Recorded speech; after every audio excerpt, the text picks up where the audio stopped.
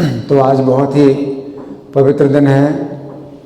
श्री लोचनदास ठाकुर के तिरुभाव का दिवस है और ऐसे दिनों में ये जो महापुरुष हैं जिनका आविर्भाव या तिरुभाव होता है तो उनकी कृपा का द्वार सीधा खुला रहता है।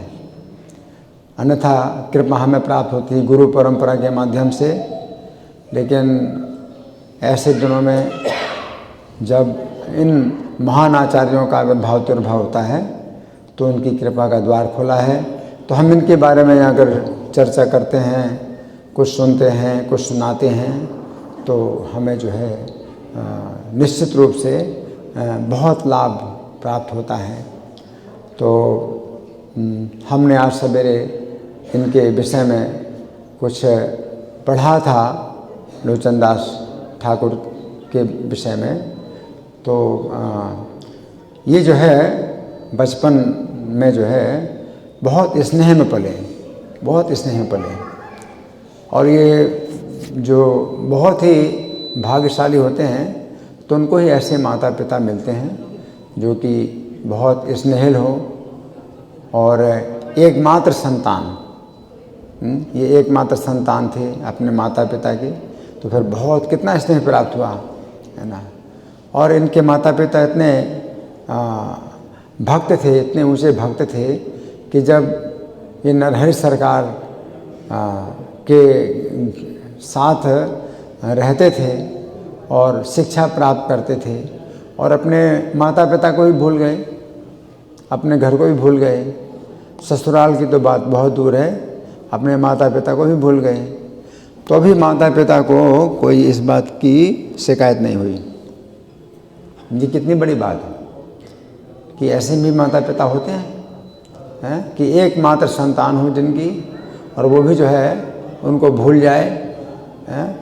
तो माता पिता को इसी बात की संतुष्टि थी कि उनका जो पुत्र है वो नरहरि सरकार जैसे योग्य गुरु के मार्गदर्शन में भक्ति कर रहा है। तो माता पिता जो है इसलिए बड़े संतुष्ट थे। लेकिन जो इनके ससुर थे तो उनको अगर कुछ चिंता हुई कि उनकी कन्या अब विवाह के योग्य, मतलब युवती हो गई है, विवाहित तो पहले से हो गई थी,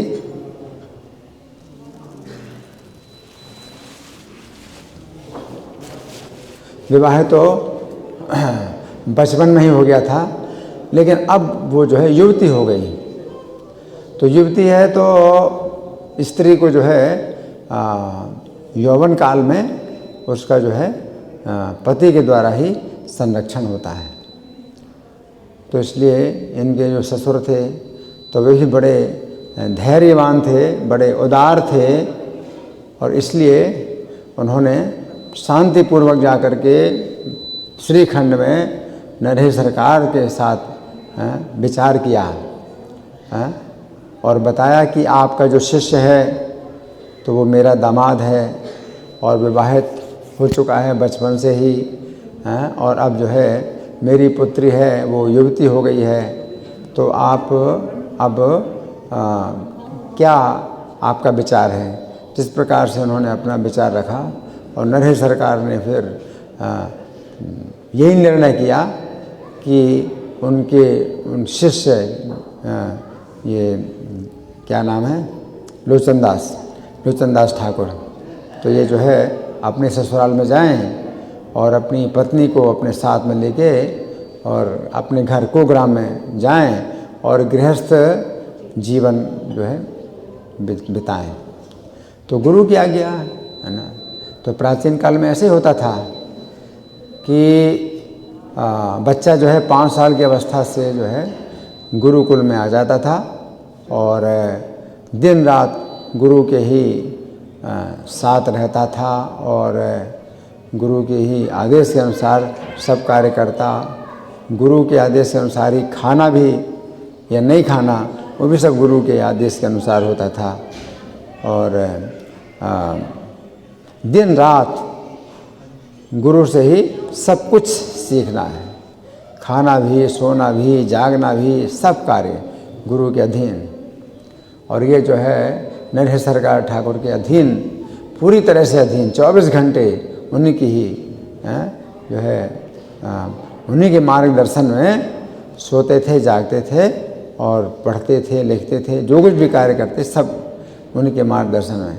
और उनके गुरु महाराज लोचन दास ठाकुर के गुरु महाराज को जब पता चला कि इनका विवाह तो बचपन में हो गया था और अब इनकी पत्नी युवती हो गई है, तो उन्होंने आज्ञा दे दी अपने शिष्य को। तो चूँकि शिष्य इतने समर्पित होते थे कि गुरु की आज्ञा ही उनके जो है उनका जीवन होती थी, गुरु की आज्ञा ही उनका जीवन होती थी, है ना।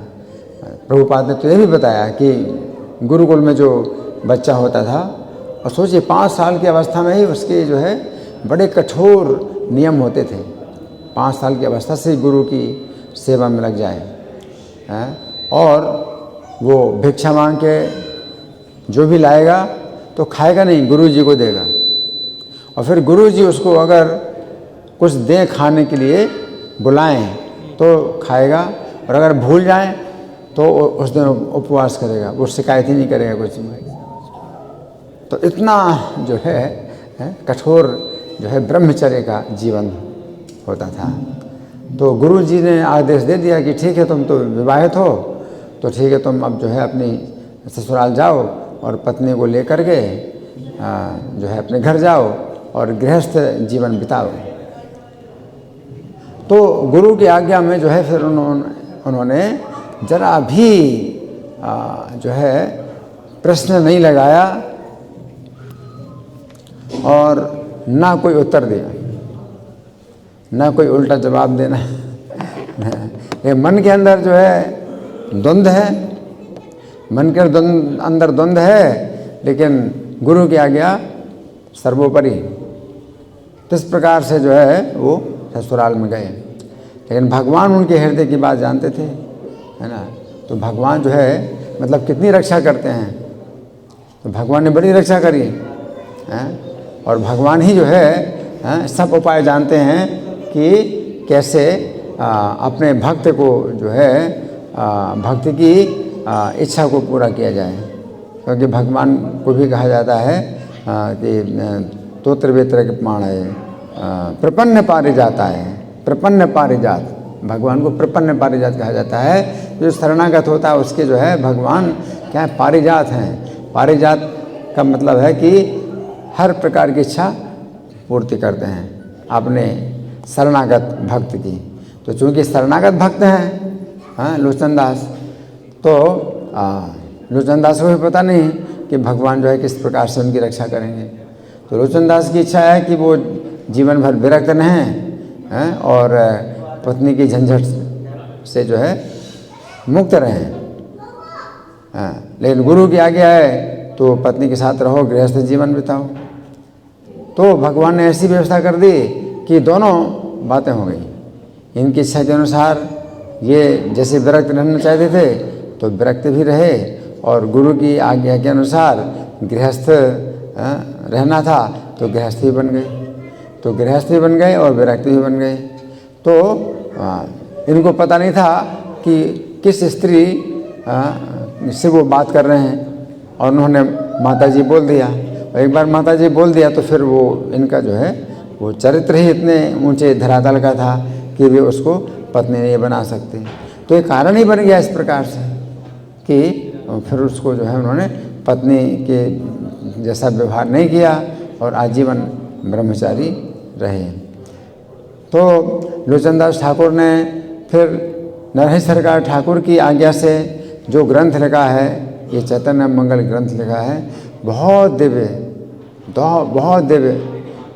ग्रंथ है।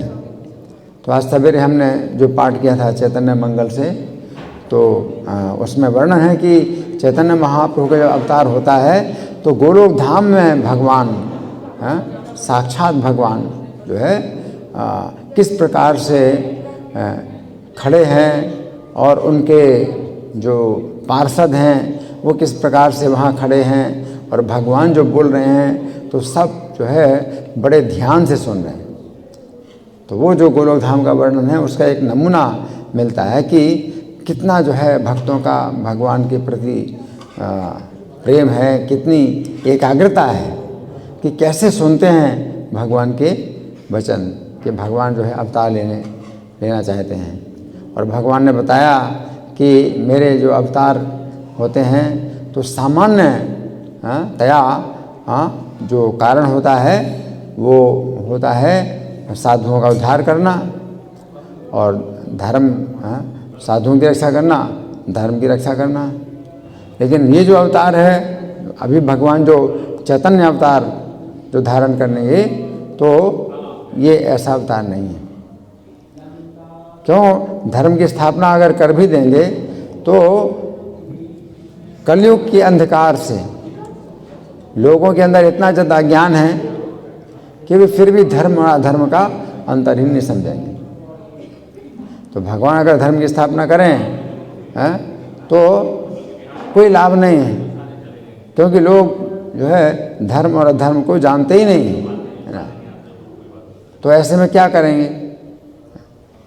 तो भगवान के तो अवतार होते हैं, जो सामान्यतः जो अवतार होते हैं वो ऐसे होते हैं कि जो असुर होते हैं, बड़े बड़े असुर होते हैं, तो उनको जो है मारने के लिए भगवान अपने बड़े बड़े अस्त्रों का प्रयोग करते हैं और बड़े बड़े युद्ध करते हैं।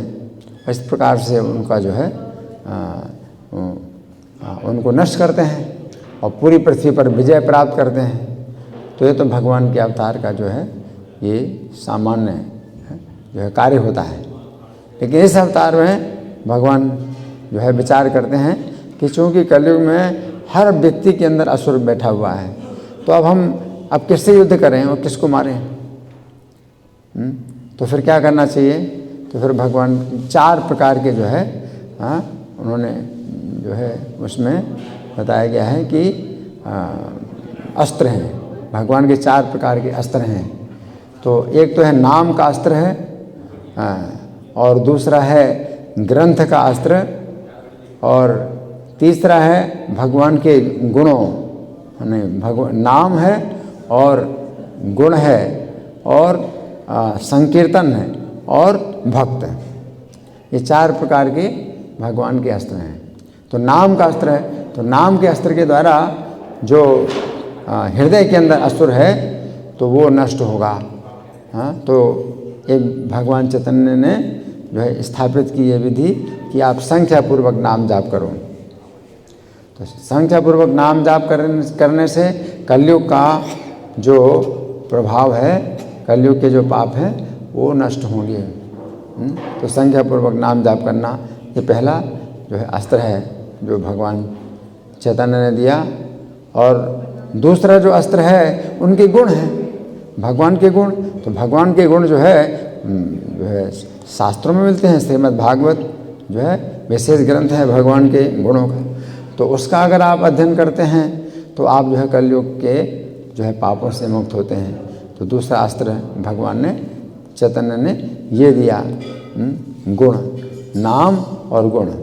और तीसरा अस्त्र दिया उन्होंने भक्त। जो ऐसे भक्त, इतने जो है शुद्ध भक्त भगवान चैतन्य ने इस पृथ्वी को दिए कि जिनके दर्शन मात्र से ही कोई व्यक्ति पवित्र हो जाए। तो उनका भी जो है जीवन चरित्र इतना दिव्य है, जैसे लोचनदास ठाकुर। तो ऐसे जो है भक्त तो श्री चैतन्य ने अपने इस अवतार में जो है ऐसे ऐसे महान भक्त दिए हैं कि जिनकी हम अगर चर्चा करते हैं, सुनते हैं और कुछ सुनाते हैं तो बिना किसी प्रयास के ही हम जो है पवित्र हो जाते हैं। और है संकीर्तन, चौथा अस्त्र है संकीर्तन। तो संकीर्तन में क्या है कि कई भक्त मिलकर के जो है ऊंचे स्वर में जब नाम का उच्चारण करते हैं तो वो संकीर्तन कहलाता है। तो चौथा अस्त्र ये है। तो इस चैतन्य अवतार में जो है ना तो कलयुग के प्रभाव से जो है मतलब कोई बड़े बड़े असुर थे, और ना इस अवतार में भगवान चैतन्य ने कोई अस्त्र का प्रयोग किया है यानी जिसमें विनाशकारी हो, तो ऐसा कोई अस्त्र का प्रयोग नहीं किया। तो इस चैतन्य अवतार में जो भगवान ने 4 प्रकार के अस्त्रों का प्रयोग किया है, तो वो हृदय के अंदर ही जो कलयुग के पाप हैं उनको नष्ट करता है। तो चैतन्य अवतार की जो है यही बहुत बड़ी विशेषता है कि इसमें भगवान जो है वध नहीं करते। जैसे जगाई मधाई का तो चैतन्य महाप्रभु वध करने के लिए आ गए हैं और सुदर्शन चक्र को बुला लिया। तो सुदर्शन चक्र को बुला लिया, लेकिन सुदर्शन चक्र तो कब का उनको काट डालता है, लेकिन भगवान ने जो है सुदर्शन चक्र को बुलाया, चक्र और सुदर्शन चक्र आ गया और वो आज्ञा मांग रहा है भगवान से कि प्रभु बताइए मैं क्या करूं। तो भगवान ने उसको आज्ञा नहीं दी, भगवान ने चक्र को आज्ञा नहीं दी, बल्कि नित्यानंद प्रभु को जो है ऐसी प्रेरणा दी कि वो प्रार्थना करें कि आप इनका वध ना करिए।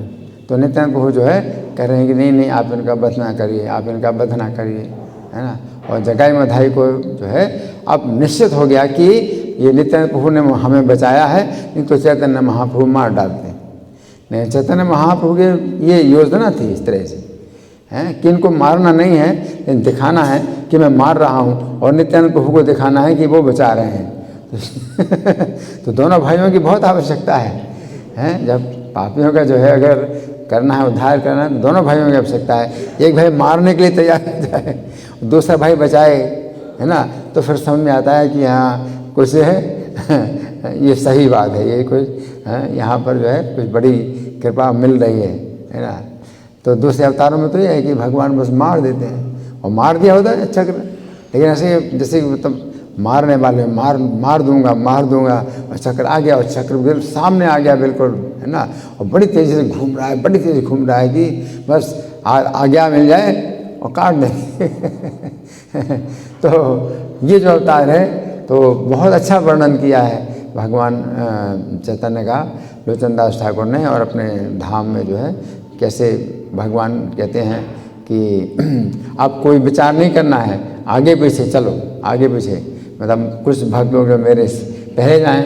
तो चैतन्य महाप्रभु से पहले कई भक्त आए हैं, जगन्नाथ मिश्र हैं और माता सची हैं और अद्वैताचार्य हैं, श्रीवास ठाकुर हैं। तो बहुत से भक्त भगवान चैतन्य के पहले आए हैं, और बहुत से भक्त भगवान के चैतन्य के बाद में भी आए, है ना। और इस प्रकार से इस चैतन्य अवतार में भगवान ने जो है जो कलयुग के पाप हैं उनको नष्ट किया, और वो अपने उनके विशेष अस्त्र थे। तो ये जो चैतन्य मंगल ग्रंथ है लोचन दास ठाकुर ने लिखा है, बहुत ही दिव्य है। आज हमने इसका आदि खंड का 4था अध्याय भी पढ़ा था। इसमें श्री चैतन्य का पहले विवाह का वर्णन था। तो पहले विवाह का वर्णन तो उसमें भी बड़ा दिव्य वर्णन है।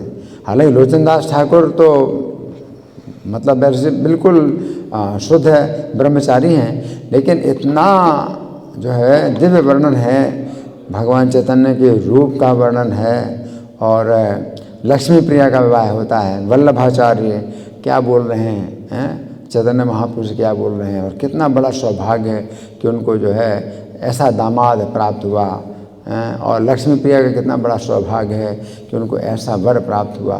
लक्ष्मी प्रिया अब जो है लक्ष्मी प्रिया को हमेशा अवसर मिलेगा कि अपने पति का जो है वो दर्शन कर सकें, स्थिरता से दर्शन कर सकें। सब स्त्रियाँ देखती हैं चैतन्य महाप्रभु को, और दर्शन जब करती हैं तो जो है लज्जा के कारण देख नहीं पाती हैं, और उनकी जो है इच्छा होती है कि उनके सौंदर्य को देखें, उनकी आँखें देखना चाहते हैं, लेकिन लज्जा के कारण देख नहीं पाते हैं। और लक्ष्मी प्रिया के सौभाग्य का वर्णन करते हैं। लक्ष्मी प्रिया का कितना सौभाग्य है कि अब ये जो है चैतन्य के साथ हमेशा रहेंगी, और उनका जब चाहें तो दर्शन करें और स्थिरता से दर्शन करें। तो ऐसे बहुत से जो है मतलब वर्णन 183 प्यारों में जो है इस विवाह का बड़ा जो है विस्तृत वर्णन है। तो लोचन दास ठाकुर को ऐसी दिव्य दृष्टि प्राप्त हुई कि उन्होंने जो है इतना गहराई से जो है एक घटना का वर्णन किया। सोचिए, विवाह का ही वर्णन किया 183 प्यारों में केवल विवाह है कि लक्ष्मी प्रिया के साथ कैसे विवाह हुआ है, और सब घटनाओं का वर्णन किया है ना, बड़ा सुंदर वर्णन है। और ये जो है चैतन्य मंगल ग्रंथ जो है मतलब वास्तव में सब अमंगलों को दूर करने वाला है। चैतन्य मंगल जो है सब प्रकार के अमंगलों को दूर करने वाला है, बिल्कुल दिव्य ग्रंथ है। श्री लल्लूचंद दास ठाकुर तिरुभाव तिथि महामहोत्सव की जय। श्री प्रभुपाद की जय। राधा पार्षार्थी ललिता विशाखा गौर निताई सीताराम लक्ष्मण हनुमान की जय हो। हरे कृष्ण।